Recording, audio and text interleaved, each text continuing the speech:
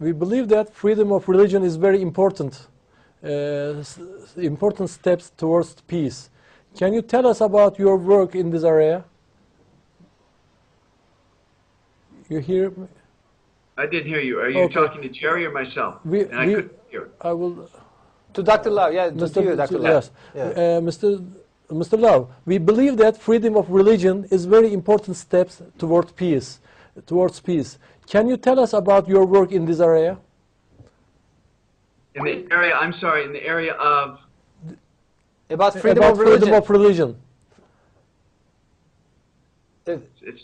Sorry, it's just not quite clear. We believe that freedom of religion is a very important step towards peace. Oh, great. So, what do you do about this? Yeah. Yeah, okay, thank you.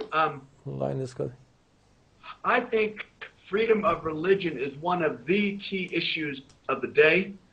So, for example, here in the U.S., Peace Catalyst worked with Christians, Muslims, and Jews to develop what we call the 7 resolutions, and it's against prejudice, hatred, etc. And these resolutions were an attempt to partner, just as you were talking about the similarities with the Quran, the Torah, and the Injil, and the Gospel. So we came together and wrote 7 resolutions, but the purpose was to say, we believe Muslims, as Americans, should have freedom to build mosques in the U.S. And so we came together and formally protected the rights and freedom of Muslims in the U.S., and we want to continue that. I went and spoke in the Philippines.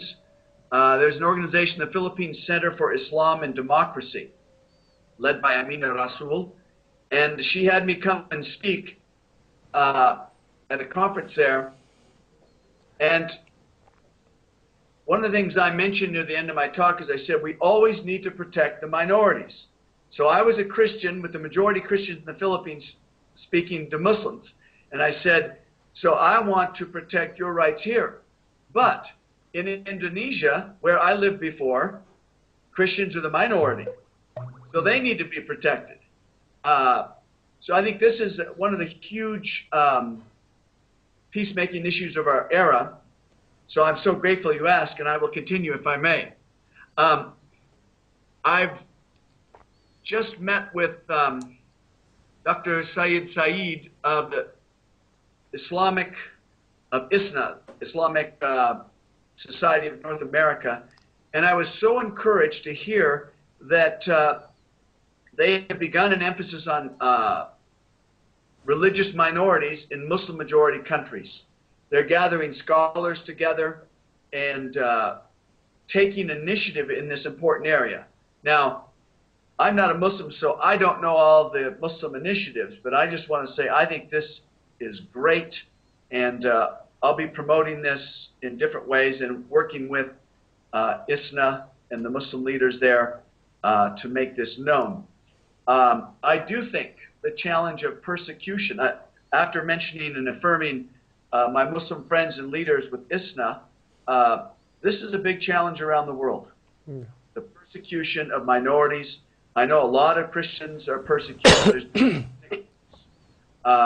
So I think the challenge for Muslim peacemakers and Christian peacemakers is to work at all levels, and especially it would be great if we could partner so we are protecting minorities, whether they're Muslims or Christians anywhere in the world.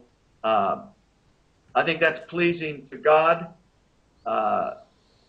One of Jesus' great nicknames in the Bible is Prince of Peace. And so we're serious about following him and trying to do that.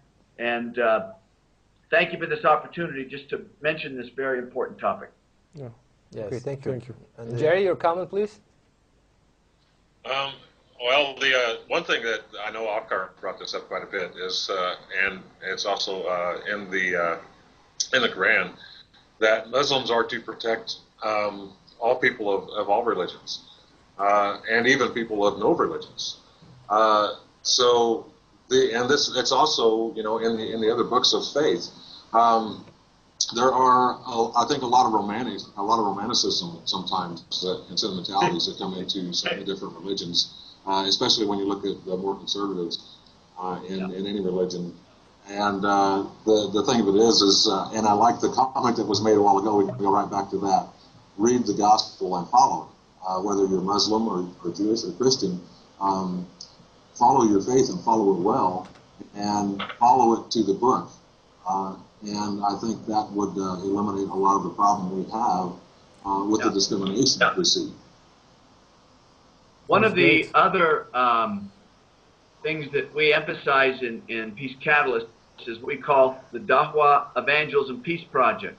Dawah is, as you know, I'm probably not pronouncing it correctly, but the Arabic term for invitation or Islamic propagation of the faith, and then evangelism is sharing the good news.